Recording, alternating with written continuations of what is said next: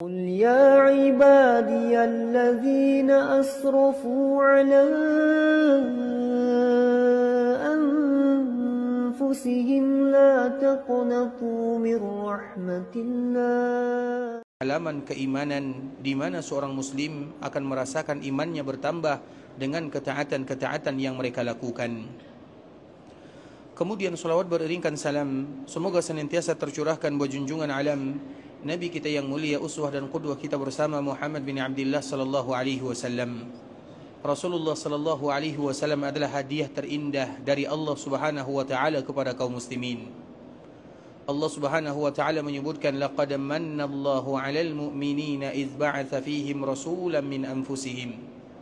Sungguh Allah Subhanahu wa taala telah memberikan anugerah karunia kepada orang-orang mukmin dengan diutusnya seorang nabi dari kalangan mereka, yang mana ayat ini tidak lain tidak bukan berbicara tentang Rasulullah sallallahu alaihi wasallam, dan Allah Subhanahu wa taala menyebutkan bahawa Nabi sallallahu alaihi wasallam adalah hadiah terindah dari Allah Subhanahu wa taala untuk umat Muhammad bin Abdullah sallallahu alaihi wasallam.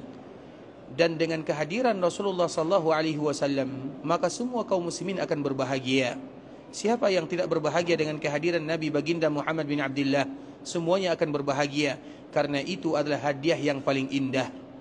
Tapi kebahagiaan tersebut tentunya kita lakukan dengan hal-hal yang diizinkan oleh Allah Subhanahu wa taala dan yang dicontohkan oleh baginda Rasulullah sallallahu alaihi wasallam.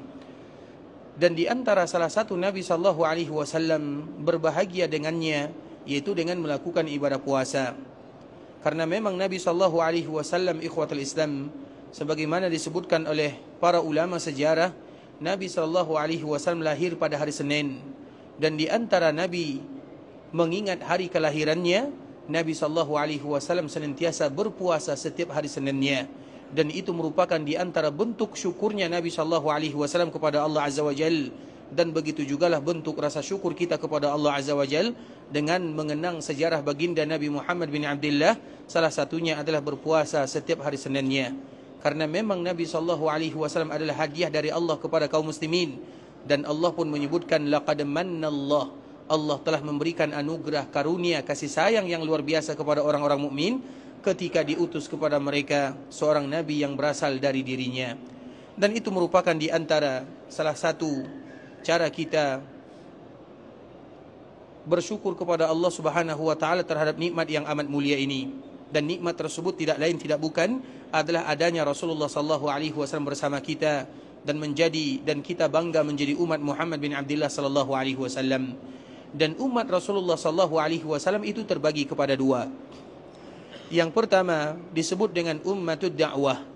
Semua mereka yang lahir setelah mereka diutus menjadi nabi, atau setelah nabi diutus menjadi nabi dan menjadi rasul, maka semuanya adalah umat Rasulullah sallallahu alaihi wasallam. Namun mereka disebut dengan ummatud da'wah. Maknanya wajib bagi mereka untuk mengikuti dakwah nabi. Walaupun wajib bagi mereka untuk mengikuti dakwah nabi, tapi tidak semua mereka yang mengikuti dakwah nabi. Maka dari situlah ada umat yang kedua disebut dengan ummatul ijabah, yaitu umat yang mengijabah dakwah Nabi sallallahu alaihi wasallam. Dan alhamdulillah Allah Subhanahu wa taala jadikan kita termasuk di antara ummah ijabah. Kita senantiasa mencintai Allah Subhanahu wa taala. Kita senantiasa mencintai baginda Muhammad bin Abdullah sallallahu alaihi wasallam, dan di antara bentuk kecintaan kita kepada Rasulullah sallallahu alaihi wasallam adalah bagaimana kita tidak pernah melupakan nabi kita yang mulia Muhammad bin Abdullah.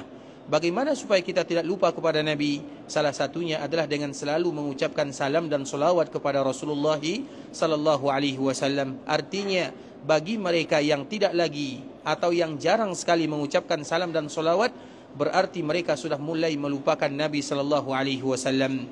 Maka dengan itu pula lah Nabi sallallahu alaihi wasallam menyebutkan, man nasiyas salata alayya, sesiapapun yang lupa mengucapkan solawat kepadaku. Dan lupa itu tidaklah muncul kecuali karena kelalaian, karena ketidaktahuan. Dan kita tidak boleh lalai terhadap Nabi, dan kita tidak boleh kecuali harus mengetahui tentang Nabi supaya kita tidak melupakan Nabi. Karena apabila kita melupakan Nabi, resikonya terlalu berbahaya. Salah satunya adalah hadis Nabi, man nasiyas salata alayya, barang siapa yang lupa mengucapkan salawat kepadaku, khati'a tariqal jannah, maka nanti bisa jadi dia salah melangkah menuju surga Allah Subhanahu wa taala. Dan kita tidak mau salah melangkah, karena di dalam surga ada nikmat yang amat luar biasa, dan di antara nikmat yang paling indah di dalam surga adalah keberadaan Muhammad bin Abdullah sallallahu alaihi wasallam. Sehingga sebahagian para sahabat dikala mereka ditanya, sebutkan kepada kami apa nikmat yang ada di dalam surga, maka mereka mengatakan, cukuplah dengan keberadaan Nabi sallallahu alaihi wasallam di dalamnya, maka surga akan menjadi nikmat dengan kenikmatan yang luar biasa. Itu baru Nabi sallallahu alaihi wasallam. Bagaimana dengan Rabbnya Rasulullah sallallahu alaihi wasallam? Dan supaya kita dimudahkan ikhwatal Islam untuk masuk ke dalam surga Allah Azza wa Jal, maka banyak caranya. Dan di antara salah satunya adalah dengan sering-sering dan selalu, bahkan menyempatkan waktu untuk selalu mengucapkan salam dan salawat kepada Rasulullah sallallahu alaihi wasallam. Allahumma salli ala Muhammad wa ala ahli baitihi wa ala azwajihi wa dhurriyyatihi kama sallaita ala Ibrahim wa ala ali Ibrahim innaka Hamidum Majid. Allahumma barik ala Muhammad wa ala ahli baitihi wa ala azwajihi wa dhurriyyatihi kama barakta ala Ibrahim wa ala ali Ibrahim innaka Hamidum Majid. Ikhwatul Islam, saudara kaum muslimin, para tetamu Allah rahimani wa rahimakumullah. Kita akan kembali melanjutkan pembahasan yang sebelumnya, masih berkaitan dengan bagaimana kecintaan Rasulullah sallallahu alaihi wasallam terhadap kota Madinah, dan bagaimana antara Madinah dengan Rasulullah sallallahu alaihi wasallam adalah dua hal yang tidak akan pernah terpisahkan untuk selama-lamanya. Setiap kaum muslimin ketika mereka berbicara tentang kota Madinah, maka tentu mereka akan berbicara tentang Rasulullah sallallahu alaihi wasallam, karena Madinah itu tidak ada kecuali dengan keberadaan Nabi Muhammad bin Abdullah. Madinah tidak pernah dinamakan Madinah kecuali ketika Nabi berada di dalamnya. Makanya sebelum Madinah atau sebelum Nabi datang ke sini, Madinah tidak pernah dinamakan dengan Madinah. Tapi dikala Nabi berada di sini, maka langsung berubah namanya menjadi Al-Madinah. Kemudian Madinah tersebut disandarkan kepada baginda Muhammad bin Abdullah, maka lengkaplah namanya dengan Madinatu Rasulillah sallallahu alaihi wasallam, sehingga di antara salah satu nama kota Madinah adalah kampung halaman Nabi kita yang mulia Muhammad bin Abdullah sallallahu alaihi wasallam. Ketika Nabi berada di sini, maka Madinah mulai berubah dari segala-galanya. Madinah yang dulunya tidak diinginkan oleh orang untuk tinggal di dalamnya, semenjak Nabi berada di dalamnya, maka orang berbondong-bondong untuk tinggal di dalamnya. Bahkan Nabi SAW memberikan motivasi. Bahkan ada sebuah hadis yang sangat indah. Nabi mengatakan, man istata'a minkum an yamuta bil madinati falyamut biha. Sesiapa di antara kalian yang sanggup meninggal di kota Madinah, artinya meninggal karena dia tinggal lama di dalamnya sampai dia dipanggil. Barang siapa yang bisa tinggal di kota Madinah dalam waktu yang lama, dan dengan dia tinggal di dalam kota Madinah, kemudian nyawanya dipanggil oleh Allah Azza wa Jalla atau dicabut nyawanya, meninggal di dalamnya, dan dia sanggup untuk melakukan yang demikian, falyamut, kalau bahasa kitanya falyamut, maka matilah di dalamnya atau wafatlah di sana. Kenapa Nabi mengajarkan yang demikian? Berarti ada keutamaan yang amat luar biasa di dalam kota Madinah. Maka dengan itulah sahabat Umar bin Khattab radhiyallahu taala anhu selalu senantiasa bermohon, bermunajat kepada Allah Azza wa Jalla. Dan di antara salah satu permintaan Umar bin Khattab dan juga para sahabat yang lainnya, salah satunya beliau menyebutkan, Allahumma rzuqni syahadata fi sabilik waj'al mauti fi baladi rasulik. Ya Allah, jadikan kesudahan terakhirku dalam keadaan berjihad di jalanmu, dan jadikan wafatku di kota Rasulmu sallallahu alaihi wasallam. Kenapa Umar bin Khattab radhiyallahu taala anhu berdoa demikian? Karena memang Nabi sallallahu alaihi wasallam memberikan motivasi kepada kaum muslimin, kalau seandainya mereka sanggup wafat di tanah yang barokah, kenapa tidak? Makanya secara umum wafat di kota Mekah adalah daerah yang mulia, atau wafat di kota Mekah merupakan kemuliaan. Wafat di kota Madinah merupakan kemuliaan, dan wafat di Masjidil Aqsa dan ada yang di sekitarnya merupakan sebuah kemuliaan.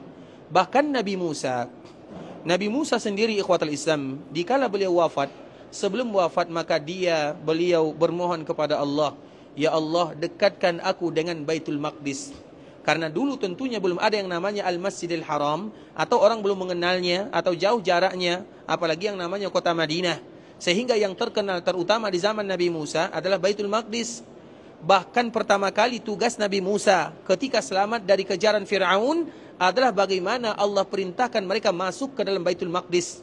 Tapi Nabi Musa tidak bisa masuk karena tidak ada yang menolongnya. Kaumnya berlepas diri darinya. Maka di saat itulah Allah Subhanahu wa taala menghukum kaumnya. Kemudian Nabi Musa meninggal dikala Allah menghukum kaumnya. Sehingga Nabi Musa seolah-olah tidak lagi punya kaum. Karena kaum dia ingkar kepadanya pada waktu itu. Kemudian ikhwatul Islam dikala Nabi Musa hendak meninggal, maka di saat itulah beliau berdoa kepada Allah, dekatkan aku dengan Baitul Maqdis. Artinya kalau Nabi Musa bermohon kepada Allah untuk didekatkan dengan Baitul Maqdis, maka begitu juga kita bangga yang ada di kota Madinah, bahwa yang ada di dalamnya adalah Muhammad bin Abdullah sallallahu alaihi wasallam, manusia yang paling mulia, rasul yang paling utama, yang diberikan kemuliaan-kemuliaan oleh Allah Subhanahu wa taala. Sehingga ketika kita berbicara tentang kota Madinah, maka kita akan berbicara tentang Nabi. Dan dikala Nabi berada di dalamnya, tidak mungkin Nabi berada di suatu daerah, kecuali daerah tersebut daerah yang memiliki kelebihan dan kemuliaan dibandingkan dengan daerah-daerah yang lainnya. Sehingga secara umum, Mekah adalah daerah yang paling mulia. Tapi ada beberapa sisi yang menunjukkan bagaimana kemuliaan kota Madinah. Madinah ikhwatul Islam, Nabi mengatakan bahwa ya Allah tanamkan kecintaan kepada kami terhadap kota Madinah sebagaimana kami mencintai Mekah, dan jadikan kecintaan kami terhadap kota Madinah berlipat ganda atau lebih dibandingkan dengan cinta kami terhadap kota Madinah. Berarti ini poin pertama. Poin pertama yang menunjukkan kelebihan kota Madinah. Kemudian yang menunjukkan keutamaan kota Madinah dibandingkan dengan Mekah, yang kedua adalah masalah barokah. Nabi SAW berdoa kepada Allah, Allahumma ja'al bil madinati di'fai ma bi Makkah minal barakah. Ya Allah, jadikan keberkahan yang ada di kota Madinah 2 kali lipat dibandingkan dengan keberkahan yang ada di Mekah. Mekah barokah, Madinah barokah, tapi barokah yang ada di Madinah 2 kali lipat dibandingkan dengan barokah yang ada di Mekah. Kemudian begitu juga di antara salah satu keutamaan kota Madinah, bahkan Imam Malik berani mengatakan Madinah lebih mulia daripada Mekah dalam sisi ini, yaitu belajar agama di dalam Masjid Nabawi. Karena memang wahyu tersebar, pancaran keimanan tersebar di belahan dunia ikhwatul Islam itu bermula dari kota Madinah. Maka kota Madinah disebut dengan Mamba'ul Wahyi, tempat wahyu terpancar, artinya tempat wahyu itu mulai menyebar. Sehingga di antara salah satu keutamaan kota Madinah yang tidak dimiliki oleh Mekah adalah siapapun yang belajar tentang wahyu yang disampaikan oleh Allah kepada nabinya, maka mereka memiliki keutamaan lebih daripada atau sama dengan orang yang sedang berjihad di jalan Allah Azza wa Jal. Dan itu tidak akan kita dapatkan di Mekah Al-Mukarramah. Artinya ikhwatul Islam, secara umum Mekah lebih mulia, tapi ada beberapa sisi yang menunjukkan bagaimana kelebihan kota Madinah. Yang pertama masalah cinta, yang kedua masalah barokah, dan yang ketiga adalah belajar agama di dalamnya. Maka itu semua diberikan nilai double oleh Allah Subhanahu wa taala di Madinah 2 kali lipat dibandingkan dengan keutamaan yang ada di Mekah. Sehingga ikhwatul Islam, berarti Mekah mereka memiliki atau dia memiliki keutamaan yang luar biasa. Artinya bagi kita yang ada di Madinah, maka kita memanfaatkan keutamaan tersebut untuk beribadah kepada Allah Azza wa Jal. Semakin banyak kita beribadah di dalamnya, maka tentu semakin barokah. Semakin banyak kita beribadah di dalamnya, maka tentu bentuk kita semakin mencintainya. Terutama dikala kita belajar di dalamnya, maka kita statusnya sama dengan jihad di jalan Allah Azza wa Jal. Dan itu kita tidak dapatkan dimanapun, bahkan di Mekah Al-Mukarramah.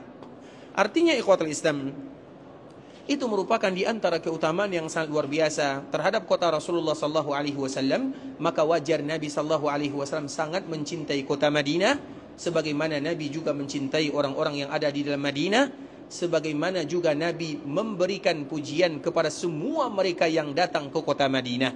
Sehingga di antara salah satu pujian Rasulullah sallallahu alaihi wasallam bahwa siapapun yang datang ke kota Madinah itu adalah ciri-ciri orang yang beriman kepada Allah Subhanahu wa taala. Sehingga itu merupakan pujian dari Allah kepada kita yang datang ke kota Madinah. Baik mereka yang tinggal di dalamnya 2 hari, 3 hari, 5 hari, 1 minggu, 1 bulan, 1 tahun, atau mereka yang menjadikan itu sebagai tempat tinggalnya yang dikenal dengan muqim, atau mereka yang betul-betul berasa di dalamnya, semua mereka tanpa terkecuali mendapatkan pujian dari Rasulullah sallallahu alaihi wasallam. Maka mereka itu adalah orang-orang yang beriman. Karena orang yang tidak beriman atau ada sesuatu di dalam hatinya, mereka tidak akan bisa tinggal lama di dalam kota Madinah.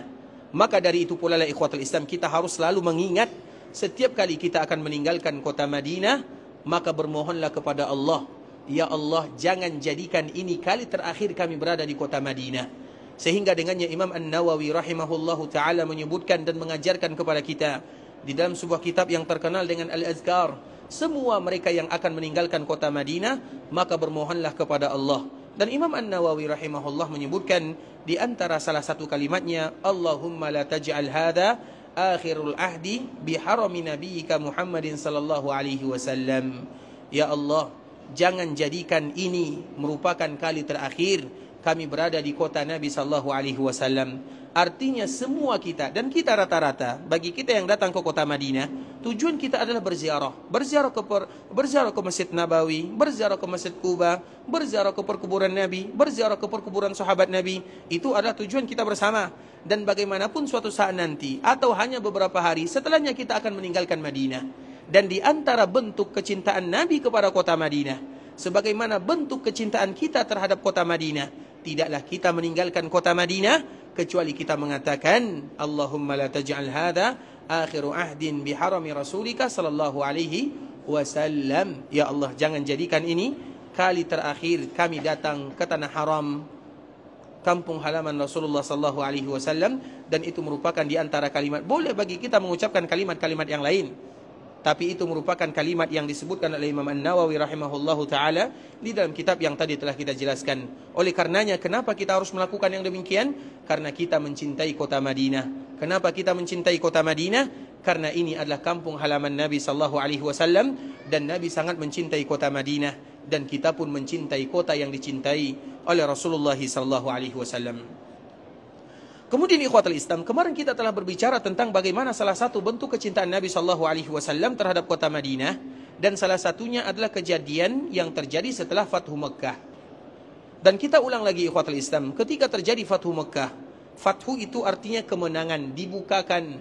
Karena sebelumnya Mekah itu tertutup, artinya dakwah mulai atau dakwah itu sulit tersebar di dalamnya. Maka dikala terjadi Fathu Mekah dan Mekah menjadi kampung halaman kaum muslimin, dan kita tahu ikhwatul Islam, Mekah itu salah satu namanya adalah Ummul Qura. Dan disebut dengan Ummul Qura karena Mekah itu adalah pusatnya dunia. Makanya kalau kita lihat kharitah itu artinya peta, maka Mekah itu adalah pusatnya. Dan Allah mengutus Nabi sallallahu alaihi wasallam dari Mekah, dari daerah yang paling barokah, bukan tanpa ada hikmah di dalamnya.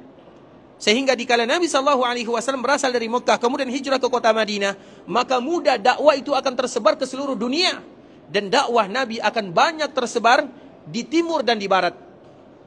Sebagaimana yang disebutkan oleh Nabi sallallahu alaihi wasallam, "Zuyalil al-ard faraitu masyariqaha wa magharibaha."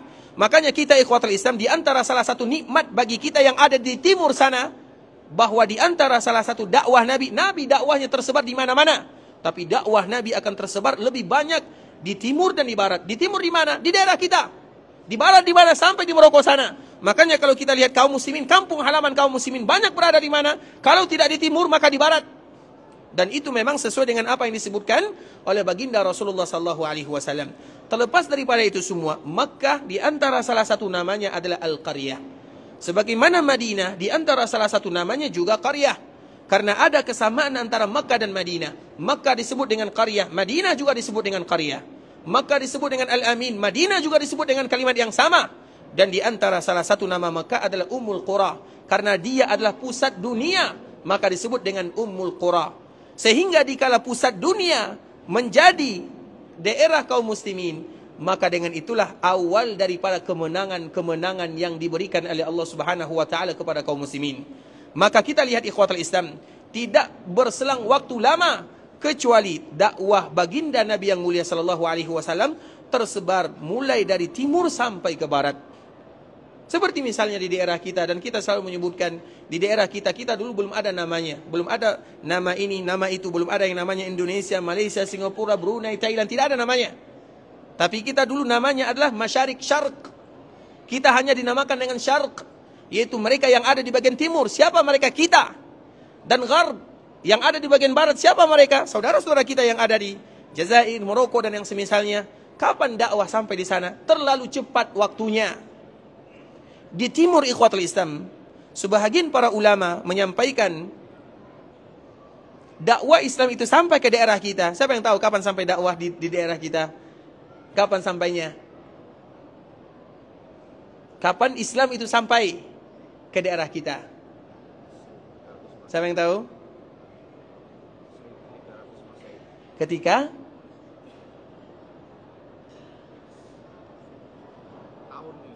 kapanpun, kira-kira kapan dakwah Islam sampai ke kita, agar kita tahu bagaimana kemudahan yang diberikan oleh Allah Azza wa Jalla dan bagaimana pusat dakwah Nabi, dan itu semuanya bermula dari Fathu Mekah, karena dikala Mekah terbuka, maka terbuka yang lainnya. Makanya disebut dengan Fathu Mekah, dan itu adalah kejadian yang diabadikan oleh Allah Azza wa Jalla, betul-betul kemenangan yang diberikan oleh Allah dan kepada Nabi dan kepada kaum muslimin. Maka dengan itulah tersebar dakwah ke kanan, yaitu ke syarak, ke timur. Kemudian tersebar dakwah ke gharb, yaitu ke barat. Dan itu semuanya sesuai dengan apa yang tadi telah disebutkan oleh baginda Nabi sallallahu alaihi wasallam. Para ulama menyebutkan ikhwatul Islam, mana yang lebih dahulu sampai? Ke timur atau ke barat? Dakwah Islam timur atau barat? Bukan fanatik ya. Jangan mentang-mentang kita dari timur, kemudian kita menyebutkan dari timur. Mana yang lebih dahulu sampai? Timur atau barat? Apa alasannya? Karena lebih banyak. Nanti marah orang barat. Mereka lebih banyak juga. Dari mana kita tahu kita lebih banyak daripada mereka? Barat itu maknanya bukan orang barat, tapi barat itu artinya gharb. Itu seperti Maroko, Jazair, Mesir, semuanya adalah barat, bagian Afrika. Itu sekarang, dulu. Ikhwatul Islam, sebagian mereka menyebutkan kalau di bagian timur itu sudah mulai sampai dakwah di zaman Umar bin Khattab radhiyallahu taala anhu. Sedangkan dakwah di bagian barat itu mulai tersebar di zaman Utsman bin Affan radhiyallahu taala anhu. Mana yang lebih dahulu, Umar atau Utsman? Artinya bagaimana kita tahu bagaimana dakwah ke timur dan bagaimana dakwah ke barat? Nanti bagi kita yang bisa melihat sejarahnya ikhwatul Islam, dan itu semua tidak terlepas daripada yang namanya Fathu Mekah. Karena Mekah itu berada di pusat dunia, sehingga dengan kemenangan yang Allah berikan kepada kota Mekah, maka itu merupakan awal baru dakwah baginda Muhammad bin Abdullah sallallahu alaihi wasallam, karena itu ikonnya dunia. Makanya Nabi berasal dari sana, karena dakwah Nabi adalah rahmatan lil alamin. Dan itu adalah salah satu perbezaan antara dakwah Nabi dengan dakwah-dakwah umat sebelumnya. Siapapun Nabi sebelumnya, mereka hanya diutus kepada kaum dan bangsanya sahaja. Siapapun Nabi Musa, Nabi Isa, mereka hanya berdakwah kepada kaumnya, bukan kepada yang lain. Tapi satu-satunya Nabi yang diutus oleh Allah berdakwah kepada semua bangsa yang ada di dunia adalah Muhammad bin Abdullah sallallahu alaihi wasallam. Dan itu terbukti ikhwatul Islam ketika Nabi sallallahu alaihi wasallam melakukan perjalanan yang luar biasa yang kita kenal dengan perjalanan Isra. Ketika Nabi sampai ke Baitul Maqdis, maka Allah kumpulkan semua para nabi dan para rasul. Mereka berkumpul di sana.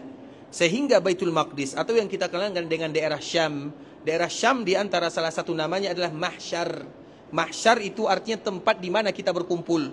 Karena memang dulu para nabi dan para rasul mereka sudah berkumpul di sana. Dan begitu juga semua kita akan berkumpul di sana. Terutama nanti dikala terjadi tanda-tanda hari kiamat, maka disebut dengan Mahsyar. Jadi Mahsyar itu ada dua. Mahsyar di dunia dan Mahsyar di akhirat. Dan Mahsyar di dunia adalah daerah yang tadi telah kita sebutkan. Artinya ikhwatul Islam, ketika semua para nabi, semuanya tanpa terkecuali mereka berkumpul dan Nabi ada di sana, maka yang diperintahkan untuk menjadi imam, karena mereka melakukan salat, maka yang diperintahkan untuk menjadi imam adalah Muhammad bin Abdullah sallallahu alaihi wasallam, seolah-olah mereka memberikan isyarat bahwa ini adalah nabi yang terakhir. Sedangkan nabi-nabi sebelumnya mereka hanya berdakwah kepada umatnya. Sedangkan Nabi Muhammad dikala dia adalah Nabi yang terakhir, maka dia berdakwah kepada semua umat yang ada. Artinya, maka semua mereka yang lahir setelah Nabi diutus menjadi Nabi dan menjadi Rasul, disebut dengan ummatud dakwah. Wajib bagi mereka untuk menerima dakwah Nabi. Siapapun yang tidak mau menerima dakwah Nabi, maka dia termasuk ke dalam ancaman yang disebutkan oleh Nabi di dalam hadis yang dikeluarkan oleh Imam Bukhari dan Imam Muslim dari sahabat Abu Hurairah radhiyallahu ta'ala anhu. Apa kata Rasulullah sallallahu alaihi wasallam? La yasma'u bi ahadun min hadhihi al-ummah yahudiyyun wala nasraniyyun thumma la yu'minu bima ursiltu bih illa kana min ashabin nar. Dan ini ingat baik-baik hadis Nabi sallallahu alaihi wasallam. Siapapun yang mendengarkan aku telah diutus oleh Allah Azza wa Jalla dari kalangan umat ini, baik mereka yang beragama Yahudi atau mereka yang beragama Nasara, kemudian mereka tidak beriman kepadaku, kecuali mereka akan dimasukkan oleh Allah Subhanahu wa taala ke dalam api neraka. Maknanya apa ikhwatul Islam? Bahwa mereka wajib menerima dakwah Nabi sallallahu alaihi wasallam, dan kita pun bangga menjadi umat Rasulullah sallallahu alaihi wasallam. Dan kemarin kita telah menceritakan bagaimana seorang muslim mereka harus bangga terhadap agamanya, dan mereka harus loyal terhadap agamanya, dan mereka harus cinta kepada Allah, cinta kepada Nabi, dan cinta terhadap agamanya. Itulah sejatinya seorang yang beriman kepada Allah dan cinta kepada Rasulullah sallallahu alaihi wasallam. Kemudian ikhwatul Islam, kita lanjutkan, dikala terjadi Fathu Mekah, maka pada waktu itu mulai banyak orang yang masuk ke dalam agama Islam, terutama para pemimpinnya. Abu Sufyan kita telah menceritakan bagaimana keislamannya. Begitu juga dengan Ikrimah. Ada lagi salah satu yang bernama Ikrimah. Ikrimah ini ikhwatul Islam, dia adalah anaknya Abu Jahal, dan dia tidak mudah menerima dakwah Islam. Ketika terjadi Fathu Mekah, maka dia lari. Dia tidak mau bersama Nabi, dan dia tidak mau bersama kaum muslimin. Daripada dia harus memeluk agama Islam, maka dia lebih baik lari. Dan dia ingin lari ke sebuah daerah yang ada di Habasyah. Kemudian ikhwatul Islam, dikala dia lari, maka dia harus melewati lautan merah, atau yang kita kenal dengan Laut Merah. Kemudian dikala dia berada di dalamnya, maka terjadilah badai, ombak. Kemudian orang-orang yang ada di dalamnya, mereka pun mengatakan, tidak ada yang akan menyelamatkan kalian kecuali Allah Subhanahu wa ta'ala. Artinya kalau kalian ingin diselamatkan, maka berimanlah kepada Allah Azza wa Jal. Ikrimah yang ada di dalam kapal tersebut, dia mengatakan kalimat ini adalah kalimat yang selalu aku dengar. Makanya Allah Subhanahu wa ta'ala menyebutkan dan mengabadikan di dalam Al-Quran, فَإِذَا رَكِبُوا فِي الْفُلْكِ, kalau seandainya mereka berada di bahtera, di lautan yang tidak ada tepinya, da'awullaha mukhlishina lahuddin, maka di saat itulah mereka akan beriman kepada Allah. Apa makna beriman? Maka mereka akan berdoa kepada Allah Azza wa Jal, karena tidak ada yang menyelamatkan. Artinya ikhwatul Islam, dikala kita berada di kapal, perahu, kemudian kita berada di lautan, kalau terjadi ombak, apa yang terjadi? Maka kita semuanya akan ketakutan, dan tidak ada tempat lari kecuali kepada Allah Azza wa Jal. Baik dia beriman atau tidak, semuanya sama, karena fitrah kita kepada Allah Azza wa Jal. Jangankan kita saja ikhwatul Islam yang selalu melakukan perjalanan, terutama menggunakan pesawat. Kalau seandainya pesawatnya sudah goncang, apa yang kita ucapkan? Semuanya sudah mengucapkan la ilaha illallah Muhammad Rasulullah, seolah-olah dia akan meninggal. Bahkan mereka yang tidak berjilbab, maka mereka akan pasang jilbab. Saya pernah dulu ikhwatul Islam, betul-betul kejadiannya luar biasa. Yaitu perjalanan kami waktu itu ke KL, ke Kuala Lumpur, ke Malaysia.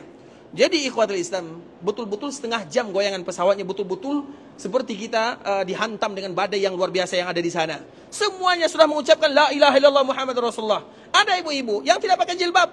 Ketika terjadi pesawat ini, dia langsung pakai jilbab. La ilaha illallah Muhammad Rasulullah. Setengah jam lamanya. Setelah pesawatnya aman, dia buka lagi. Begitulah manusia, sejahat apapun dia, kalau ada masalah, maka pasti akan menghadap kepada Allah Azza wa Jal. Tapi kita lupa setelah kita ada masalah, kita melupakan Allah Azza wa Jal. Dan itulah kita sebagai manusia. Dan itu bukan hanya kaum muslimin, mereka yang ingkar pun demikian keadaannya. Ikrimah salah satunya. Dikala dia tidak akan bisa lagi terselamatkan, maka di saat itulah dia ingat, tidak akan ada yang menyelamatkan kecuali Allah. Dan Allah itu adalah Rabbnya Nabi Muhammad SAW. Maka dia pun menyerahkan dirinya kepada Allah. Kemudian setelah mereka semua yang ada di perahu tersebut menyerahkan diri kepada Allah, maka perahu mengantarkan mereka kembali ke tepian atau ke pinggirnya. Maka dia pun pada saat itu kembali mengatakan, tidak mungkin ada yang bisa menyelamatkan diriku kecuali Allah. Maka di saat itulah hatinya mulai terbuka, dan dia pun kembali datang kepada Nabi SAW, tidak jadi meninggalkan Mekah. Artinya ikhwatul Islam, perjuangan mereka masuk ke dalam agama Islam, dan itu adalah tanda bagaimana cara Allah memberikan hidayah. Karena Allah memberikan hidayah banyak caranya. Ada orang yang ketika ingin diberikan hidayah oleh Allah, mereka mendengarkan kalimat-kalimat yang jahat tentang agama misalnya. Contoh misalnya, dulu ikhwatul Islam, kalau tidak salah, kami lupa tahunnya. Nanti kalau kita sebutkan semua kita akan ingat tahunnya. Tapi kami sendiri lupa. Dikala di Makkah Al-Mukarramah, maka ditemukan dua orang pemuda yang sedang tawaf. Kemudian dikala mereka tawaf, maka ditemukan di badannya tato. Kita tahu tato ya. Kemudian semuanya. Maka mereka pun ada orang-orang yang ada di sana, tentunya petugas yang ada di Masjid Haram. Mereka pun bertanya, kalian dulu bagaimana? Kenapa seperti ini keadaannya? Maka mereka pun mulai bercerita, kami ini baru saja masuk Islam. Maka tentu ditanya, kenapa kalian masuk Islam? Maka disebutkanlah bahwa setelah kejadian gedung yang hancur yang besar itu apa namanya? WTC ya. Kapan terjadinya? 2000 berapa? 2001. 2011. Terlepas daripada itu semua ikhwatul Islam, maka semuanya mereka menghina Islam. Menghina Islam, Islam dihina. Kami pun mulai bertanya, Islam itu apa? Kami cari-cari. Ketika Islam dihina, kami cari apa itu Islam? Apakah betul-betul sehina ini? Ternyata tidak. Maka dengan mereka menghina Islam, dari itu pula lah kami mengucapkan kalimat La ilaha illallah Muhammad Rasulullah. Tahun berikutnya mereka pun melaksanakan ibadah umrah. Coba bayangkan bagaimana cara Allah menunjukkan hidayah kepada manusia. Ada saja caranya. Oleh karenanya ikhwatul Islam, nikmat yang paling berharga yang harus kita dijaga adalah nikmatul hidayah. Alhamdulillahilladzi hadana lihada wa ma kunna linahtadiya laula an hadanallah. Kalaulah bukan karena Allah, kita tidak tahu ilah mana yang akan kita sembah, nabi mana yang akan kita ikuti, kita tidak tahu. Maka nikmat hidayah itu adalah nikmat yang harus selalu kita jaga. Sehingga Allah meletakkan kalimat hidayah di dalam ayat yang selalu kita baca siang dan malam. Ihdinas siratal mustaqim. Tunjukkan kepada kami hidayah menuju jalan yang lurus. Makanya nikmat hidayah itu ikhwatul Islam adalah nikmat yang sangat berharga. Tinggal bagaimana kita untuk menjaganya. Karena ingat, tidak semua mereka yang mendapatkan hidayah bisa bertahan di dalamnya. Bisa jadi mereka melenceng setelahnya. Bisa jadi mereka meninggalkan agama setelahnya. Allahu a'lam. Sehingga di antara kewajiban kita setelah Allah berikan hidayah dengan berbagai macam cara, maka tinggal bagaimana kita menjaganya. Dan salah satunya adalah cerita Ikrimah yang tadi kita sebutkan. Makanya Ikrimah itu orang yang sulit masuk ke dalam agama Islamnya. Karena bagaimanapun dia adalah anaknya Abu Jahal. Tidak mungkin. Karena kalau dia menganggap, kalau saya ikut kepada Nabi, berarti sama saja saya menghina nenek moyang saya. Artinya saya menghinakan ayah saya yang sudah berjuang. Dia tidak mau.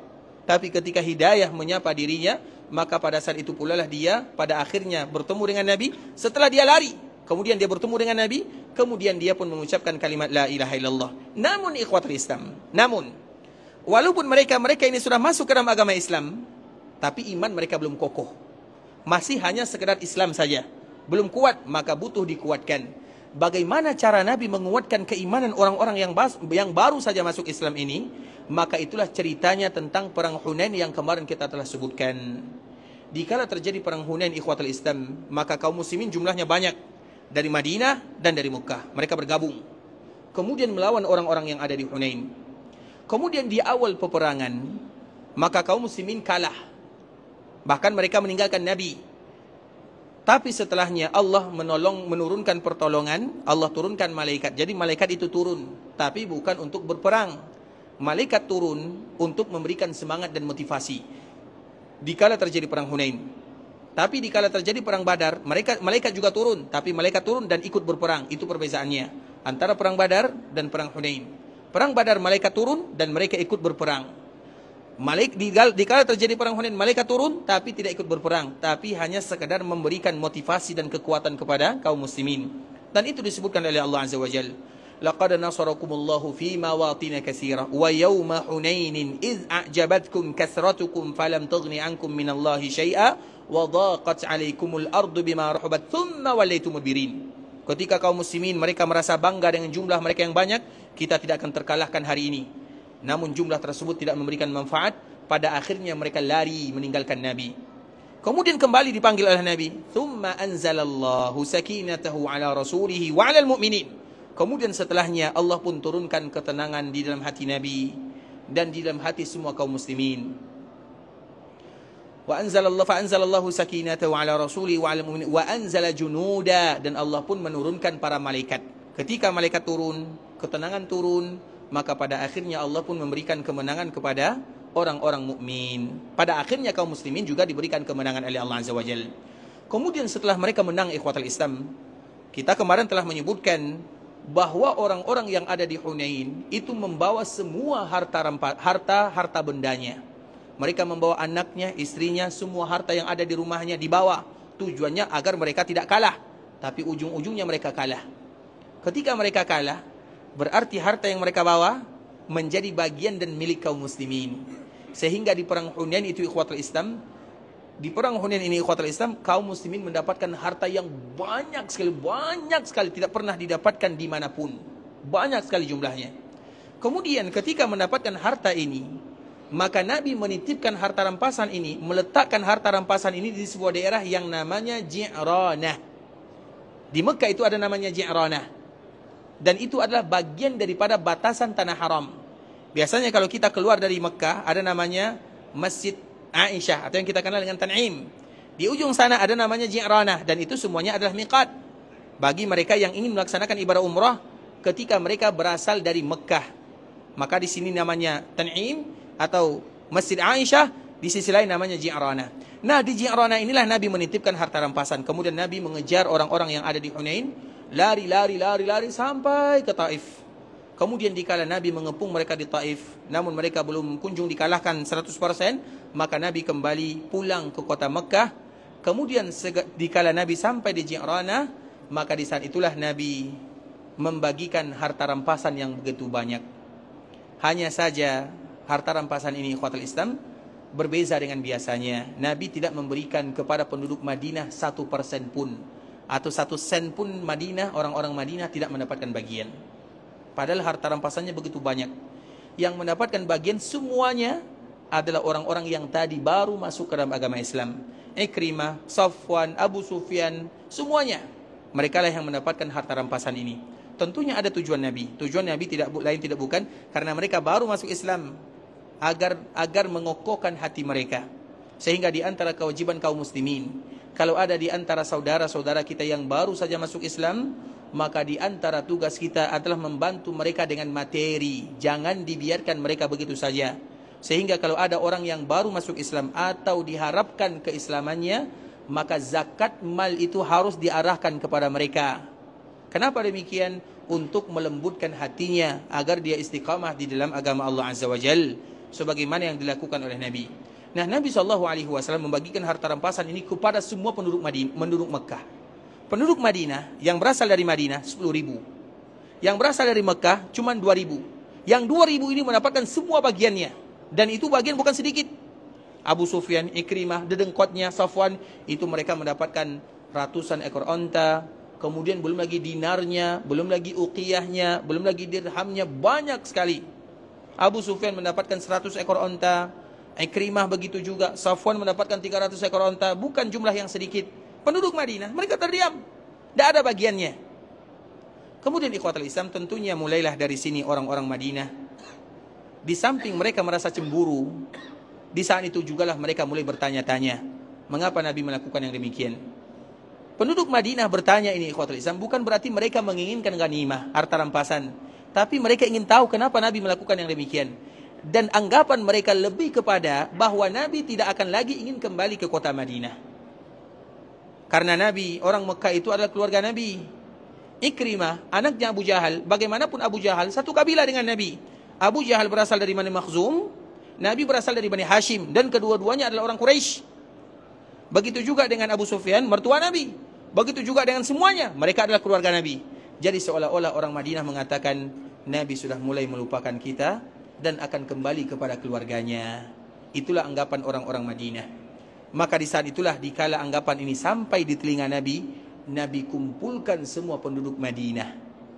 Kemudian dikala Nabi mengumpulkan penduduk Madinah ikhwatul Islam, maka di saat itulah Nabi mengatakan, wahai penduduk Madinah, bukankah dulu kalian berada di dalam kesesatan dan Allah memberikan hidayah kepada kalian melalui aku? Wahai penduduk Madinah, bukankah dulu kalian berada di dalam peperangan, kemudian Allah satukan kalian karena aku? Disebutkan oleh Nabi SAW. Kemudian setelah Nabi menyebutkan kalimat ini, Nabi tentunya adil. Wahai orang-orang Madinah, ajibu, jawablah aku. Maka penduduk Madinah mengatakan, ya Rasulullah, bagaimana kami akan menjawabmu? Dan tidak mungkin kami menjawabmu. Semua yang kamu sampaikan benar adanya. Kemudian apa kata Nabi? Kalau kalian bisa atau kalian mau, kalian akan mengatakan, ya Rasulullah. Ini kata Nabi. Kalau kalian mau, kalian akan mengatakan, ya Rasulullah, bukankah dulu kamu diusir oleh kaummu dan kami yang menyambutmu? Bukankah dulu kamu tidak punya yang menolongmu dan kami yang menolongmu? Itu kata Nabi SAW. Kalau bisa, kalian akan mengatakan kalimat ini, kata Nabi SAW. Tapi penduduk Madinah tentunya tidak mau demikian. Karena kalau mereka mengatakan yang demikian, maka tentu hilang amal ibadahnya. Karena mereka melakukan itu semua, karena memang Nabi itu adalah hadiah dari Allah kepada mereka semuanya. Tapi Nabi ingin mengatakan kalimat ini untuk supaya adil. Kemudian pada akhirnya apa kata Rasulullah SAW? Wahai penduduk Madinah, lu'a. Lu'a itu artinya dunia itu hanya lu'a. Karena dunia itu ikhwatul Islam, dunia dinamakan dengan dunia. Dunia itu diambil dari salah satu katanya adalah dana'ah. Kenapa dunia disebut dengan dunia? Dana'ah. Dana'ah itu artinya hina. Makanya Nabi mengatakan, ad-dunya mal'unah. Mal'unatun ma fiha. Dunia itu semuanya terlaknat. Semua yang ada dalam dunia terlaknat. Kecuali mereka yang berzikir, mereka yang belajar agama, atau mereka yang mengajarkan kebaikan. Kecuali tiga ini. Silakan pilih kita bagian yang mana. Ad-dunya mal'unah. Nabi SAW ikhwatul Islam pernah melewati pasar. Kemudian dikala melewati pasar, Nabi melihat ada bangkai kambing. Maka apa kata Nabi? Siapa di antara kalian yang mau ini? Siapa yang mau bangkai? Maka para sahabat mengatakan, ya Rasul, itu bangkai. Siapa yang akan mau? Maka Nabi mengatakan, dunia lebih hina di sisi Allah daripada ini. Sehingga Nabi SAW mengajarkan sahabatnya, terkhusus bagi mereka yang ada di kota Madinah. Wahai kalian penduduk Madinah, sesungguhnya harta rampasan itu adalah lu'a. Itu tidak ada harganya. Dan aku sengaja melakukan yang demikian untuk melembutkan hati mereka. Aku tahu bagaimana keimanan kalian. Kalian adalah orang-orang Ansar yang kuat keimanannya, mengorbankan segala-galanya. Harta, dunia, nyawa kalian serahkan untuk membela agama. Aku tahu bagaimana kalian. Aku sengaja melakukan ini, tidak memberikan bagian harta kalian, karena itu adalah untuk melunakkan hati orang-orang Mekah yang baru saja masuk ke dalam agama Islam. Kemudian setelah Nabi berceramah panjang ini ikhwatul Islam, maka Nabi SAW pun mulai berdoa. Dari sinilah agar kita tahu bagaimana cintanya Nabi SAW kepada kota Madinah. Apa kata Nabi SAW? Di ujung pembahasan, di ujung khutbah, di ujung nasihat, tazkirah, mau'izah, yang mana nasihat ini membuat semua penduduk Madinah yang mendengarkan nasihat Nabi, mereka meneteskan air mata. Bahkan jenggot mereka itu basah karena air matanya. Apa kata Rasulullah SAW? Wahai kalian penduduk Madinah, ala tardawna an yarji'an nasu bisyati wal ba'ir wa tarji'una bi Rasulillahi SAW ila rihalikum. Wahai penduduk Madinah, tidakkah kalian suka kalau mereka ini pulang ke rumahnya, pulang ke kampung halamannya dengan harta rampasannya? Biarkan mereka pulang dengan dunianya, dengan kudanya, dengan ontanya, dengan hartanya, dengan dinarnya, dengan dirhamnya, dengan ukiahnya, biarkan. Sedangkan kalian pulang dengan siapa? Kalian pulang dengan Nabi SAW. Dan Nabi kalau dibandingkan dengan dunia, tidak ada nilainya. Artinya Nabi sangat berharga di sisi Allah Azza wa Jalla. Kalau seandainya manusia itu maknanya penduduk Mekah yang baru saja masuk Islam, biarkan mereka pulang dengan hartanya. Sedangkan kalian watarji'una bi Rasulillah sallallahu alaihi wasallam, dan kalian pulang dengan membawa diriku. Aku yang akan pulang bersama kalian. Aku tidak akan pernah tinggal di sini. Seolah-olah Nabi mengatakan kepada penduduk Madinah, jangan kalian anggap aku melakukan ini karena aku ingin tinggal di sini. Tidak. Aku tidak akan pernah tinggal di Mekah. Aku akan tinggal bersama kalian. Artinya aku akan tetap tinggal di kota Madinah untuk selama-lamanya. Dan itu merupakan kalimat yang sangat indah ikhwatul Islam. Di saat itulah orang-orang Madinah, mereka tahu apa yang dirahasiakan atau apa yang diinginkan oleh Nabi.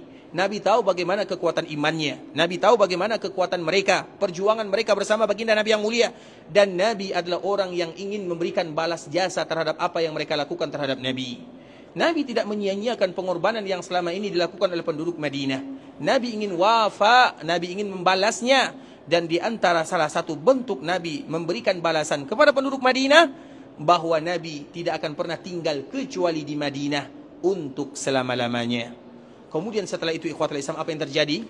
Maka Nabi SAW pun mengatakan, disinilah Nabi SAW mulai memberikan sifat siapa Madinah, penduduk Madinah, dan siapa orang lain. Penduduk Madinah itu ibarat pakaian.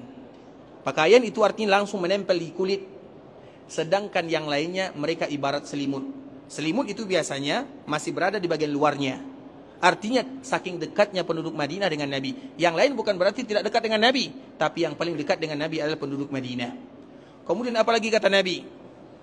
Kalau seandainya ada orang yang menempuh jalan dan penduduk Madinah, orang-orang Ansar menempuh jalan, maka aku pasti akan menempuh jalan yang ditempuh oleh penduduk Madinah. Disebutkan oleh Nabi SAW 1, 2, 3 kemuliaan-kemuliaan yang dimiliki oleh penduduk Madinah. Dan yang terakhir ikhwatul Islam, Nabi pun mendoakan penduduk Madinah, terkhusus orang-orang Ansar. Apa kata Rasulullah? Allahumma arham al-Ansar. Ya Allah sayangi, ampunkan dosa orang-orang Ansar. Dan bukan hanya mereka yang mendapatkan ampunan. Wa abna'il Ansar, ampunkan sayangi anak keturunan Ansar. Wa abna'i abna'il Ansar, dan juga ampunkan dosa anak cucu mereka semuanya. Dengan kemuliaan mereka, maka keberkahan tersebut didapatkan oleh semua keturunannya. Sehingga kita selalu mengatakan ikhwatul Islam, ketika kita berada di kota Madinah, maka kita ingat kita berada di kampung halaman Nabi, dan kita berada di kampung halaman orang-orang Ansar. Dan masih banyak di sini keturunan Nabi, keturunan Ansar, keturunan Muhajirin, keturunan sahabat Nabi, dan keturunan orang-orang yang mulia. Dikala kita berada di kota Madinah, maka jaga adab dan etika. Yang harus kita dahulukan adalah kesabaran. Apapun yang terjadi, jangan pernah kita mendahulukan emosi, apalagi menzalimi. Apapun yang terjadi, masalahnya ini, masalahnya itu, ingat ikhwatul Islam, jangan didahulukan emosi. Kalau kita harus marah, kalau seandainya harus marah, maka marahnya dipending dulu. Nanti kalau sudah sampai di kampung halaman masing-masing, keluarkanlah kemarahannya. Tapi di sini jangan. Kenapa demikian? Karena bisa jadi kita menzalimi orang-orang yang ada di Madinah. Dan mereka yang menzalimi penduduk Madinah, 3 untuknya. Yang pertama, Allah tanamkan rasa takut di dalam hatinya. Yang kedua, Allah, malaikat dan semua manusia melaknatnya. Dan yang ketiga, tidak diterima amal ibadahnya. Inilah doa baginda Nabi yang mulia. Allahumma man zalama ahlal Madinah wa akhafahum fa akhifhu wa alaihi la'natullahi wal malaikati wan nasi ajma'in la yaqbalullahu minhu sarfun wala adl.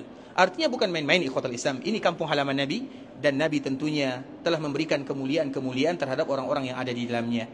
Terlepas daripada itu semua ikhwatul Islam, yang ingin kita sampaikan adalah bagaimana sayangnya Nabi SAW terhadap kota Madinah, dan bagaimana kecintaan Rasulullah SAW terhadap penduduk Madinah. Artinya Nabi tidak akan pernah kecuali tinggal di dalam Madinah, dan Nabi akan menjadikan Madinah sebagai kampung halamannya. Makanya dikala Nabi SAW datang ke kota Madinah, maka kemuliaan dan kemuliaan yang didapatkan oleh Nabi SAW dikala berada di kota ini. Kota ini menjadi mulia dengan kemuliaan yang ada pada diri Rasulullah SAW. Kemudian ikhwatul Islam, ketika Nabi SAW berada di kota Madinah, pertama kali sampai di kota Madinah, maka yang pertama kali dilakukan oleh Nabi SAW adalah membangun Masjid Nabawi. Artinya yang pertama kali dilakukan oleh Nabi adalah pembangunan masjid. Karena pertama kali Nabi sampai ke sini, tempat yang pertama kali dituju oleh Nabi adalah Bani Amr bin Auf, yaitu kabilah yang ada di Kuba. Itulah tempat yang pertama kali Nabi berada di sana. Dan Nabi menginap di rumah salah seorang sahabat yang bernama Kulthum bin Hidm. Kemudian 4 hari Nabi datang ke sini, dan yang pertama kali dilakukan oleh Nabi ke sini adalah membangun Masjid Nabawi. Kemudian ikhwatul Islam, hadis Anas bin Malik radhiyallahu taala anhu, "Tsumma innahu amara bi bina'il masjid." Maka Nabi SAW mulai memerintahkan para sahabat yang ada di kota Madinah untuk melakukan pembangunan masjid.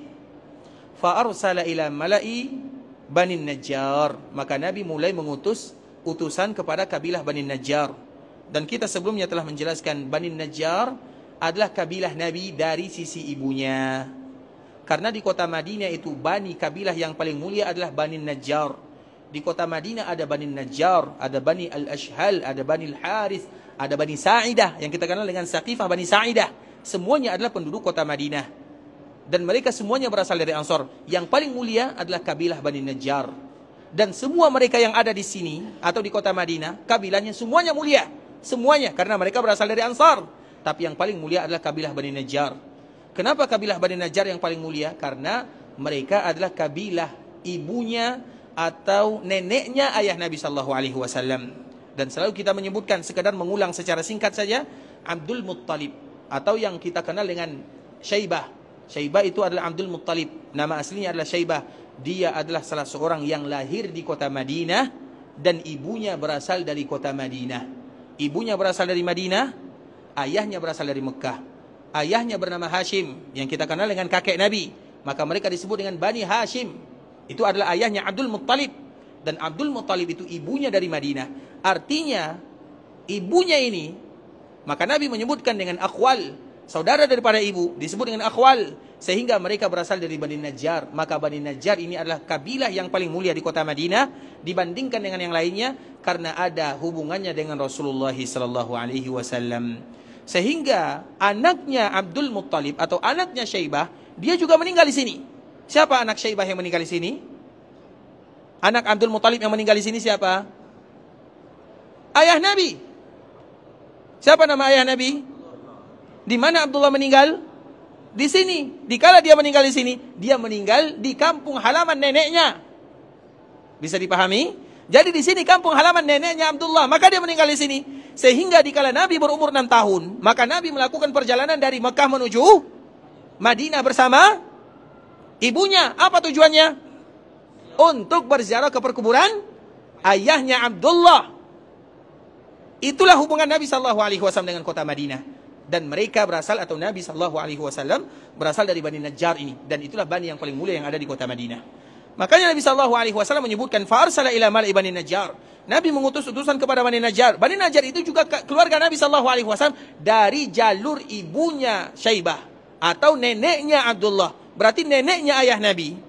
Neneknya ayah Nabi. Apa hubungan nenek ayah Nabi ini dengan Nabi? Berarti buyut Nabi SAW. Berarti buyut Nabi SAW dari jalur perempuan di sini. Bisa dipahami ya? Dan itu dari Bani Najjar. Makanya Bani Najjar adalah Bani yang mulia di kota Madinah. Kemudian Bani Najjar ini punya tanah yang luas di sini. Dan salah satu tanah yang mereka miliki adalah tanah yang akan dijadikan pembangunan Masjid Nabawi. Mereka yang punya. Kabilah mereka yang punya. Kemudian faqal, ya Bani Najjar, thaminuni ha'itakum hada. Wahai Bani Najjar, berapa harga tanah kalian? Berapa harga tanah kalian? Faqalu, la wallahi la natlubu thamanahu illa ilallah. Demi Allah, tidak mungkin kami meminta harganya kepadamu ya Rasulullah. Kami berikan sebagai hibah, wakaf untuk Allah Subhanahu wa taala. Sehingga siapapun yang salat di sini, maka semua Bani Najjar mendapatkan pahalanya selagi mereka beriman kepada Allah dan Rasulnya. Oleh karenanya ikhwatul Islam, kalau ada di antara kita yang punya kelebihan tanah, kemudian dia ingin jadikan sebagai wakaf, maka niatkan, ya Allah, tanah ini wakaf untukku, untuk keluargaku yang masih hidup, dan untuk keluarga semuanya yang sudah meninggal. Niatkan semuanya, jangan untuk diri sendiri. Karena biasanya di dalam keluarga ada yang berlebih, ada yang kurang. Tidak semuanya berlebih. Kalau kita berlebih, maka niatkan untuk semua keluarga kita. Misalnya kita punya tanah, ya Allah, tanah ini wakaf atas namaku, atas nama keluargaku yang masih hidup, dan semua yang sudah meninggal. Bahkan semua suku kabilahku dapat wakaf daripada ini. Dan itu tidak bisa dilakukan kecuali oleh mereka-mereka yang betul-betul lapang hatinya. Bisa dipahami? Itulah konsekuensi daripada berwakaf. Salah satunya adalah wakaf tanah. Masalah Bani Najjar yang tadi telah kita sebutkan. Begitu juga dengan ibadah yang lainnya. Misalnya sedekah. Setiap kali kita bersedekah, niatkan untuk semuanya. Kalau seandainya kita bisa meniatkan untuk semuanya, kenapa harus untuk diri sendiri? Ya Allah, sedekah ini untuk orang tuaku, ayahku, ibuku, nenekku, kakekku, buyutku, semuanya. Sehingga mereka mendapatkan pahala apa yang kita lakukan. Karena bagaimanapun kita adalah cabang dari mereka semuanya. Karena kita ada asalnya, ada cabangnya. Cabang kita adalah anak, cucu, cici. Sedangkan asal kita, ayah, nenek, buyut, dan ke atas semuanya.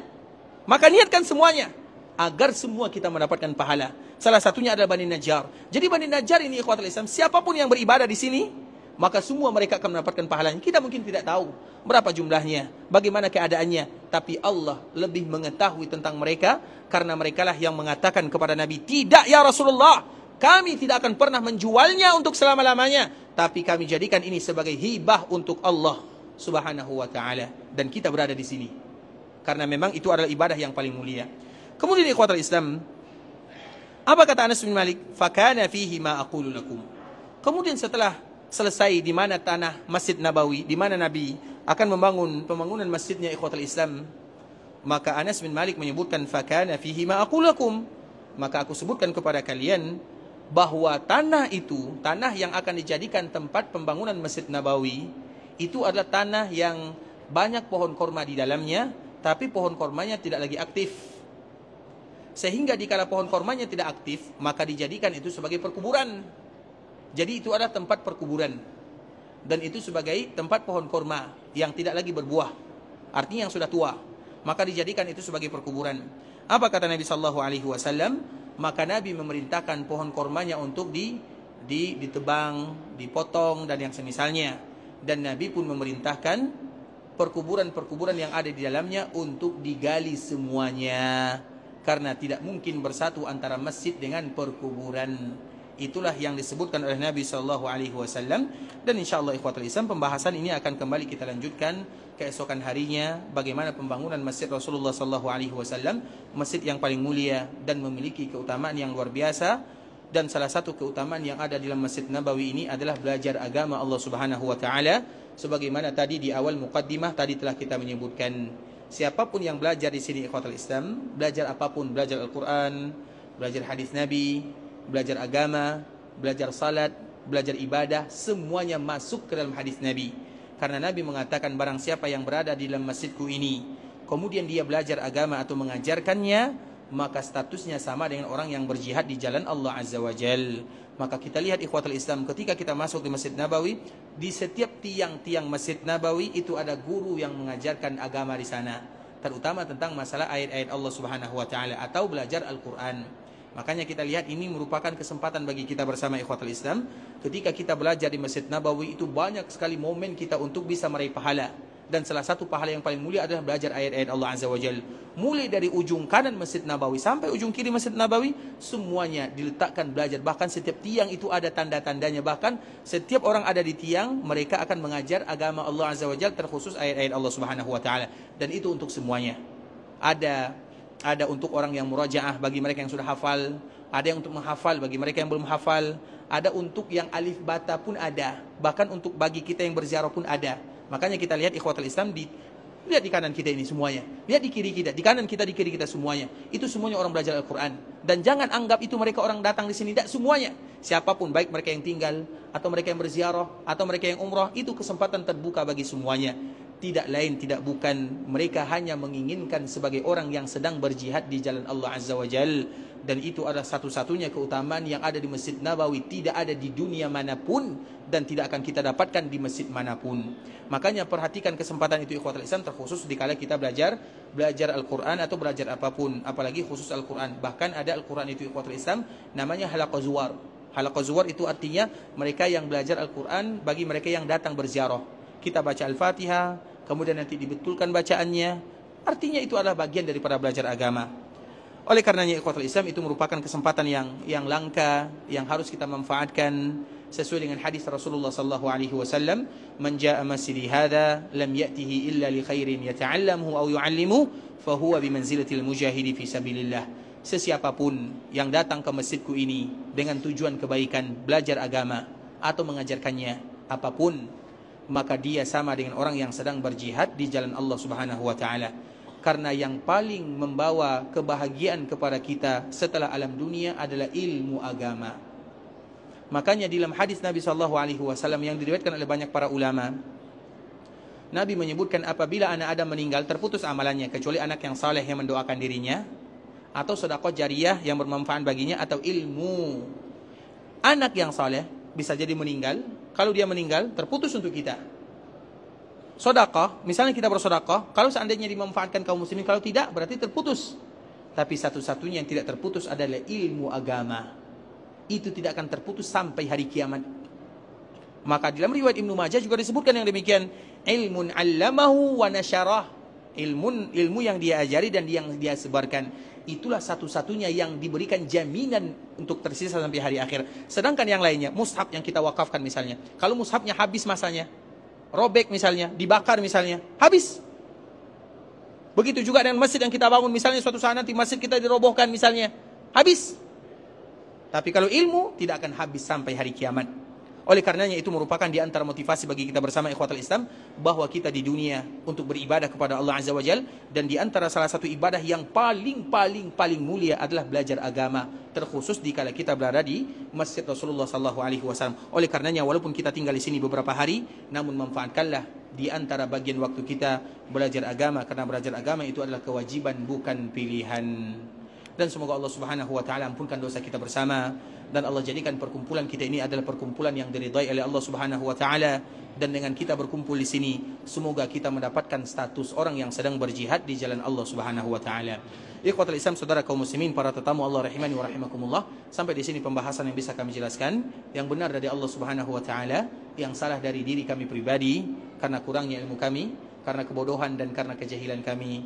Kami mohon dimaafkan kalau ada kalimat yang salah, bahasa yang tidak bagus, kata-kata yang kurang berkenan, maka kami mohon dimaafkan. Dan kita senantiasa berharap kepada Allah Azza wa Jal agar Allah Subhanahu wa taala mengampunkan dosa kita bersama, dosa orang tua kita, keluarga kita, saudara-saudari kita, tetangga kita, masyarakat kita, dan seluruh kaum muslimin. Kalau ada di antara kita yang ingin pergi ke Mekah, semoga Allah terima amal ibadahnya, Allah kabulkan doanya, Allah jadikan umrahnya adalah umrah mabrurah, wa sa'yan mashkura, wa dzamban maghfura. Kalau ada di antara kita yang ingin pulang ke kampung halamannya, semoga dimudahkan perjalanannya, dilancarkan urusannya, kembali bersua dengan keluarga yang ia tinggalkan dalam keadaan sehat walafiat, dan semoga selalu terpanggil untuk melaksanakan ibadah haji dan umrah, dan agar Allah Subhanahu wa taala memberikan keberkahan kita, kemudahan di dunia dan di akhirat. Dan kita berharap kepada Allah agar Allah berikan kepada kita istiqamah di dalam beribadah, dan Allah tutup usia kita dengan husnul khatimah. Kita tutup dengan doa kafaratul majlis. Subhanakallahumma bihamdika asyhadu an la ilaha illa anta astaghfiruka wa atubu ilaik. Wa sallallahu wa sallim ala nabiyyina wa habibina wa khalilina wa sayyidina Muhammadin wa ala alihi wa sahbihi wa sallam tasliman katsira. Assalamualaikum warahmatullahi wabarakatuh.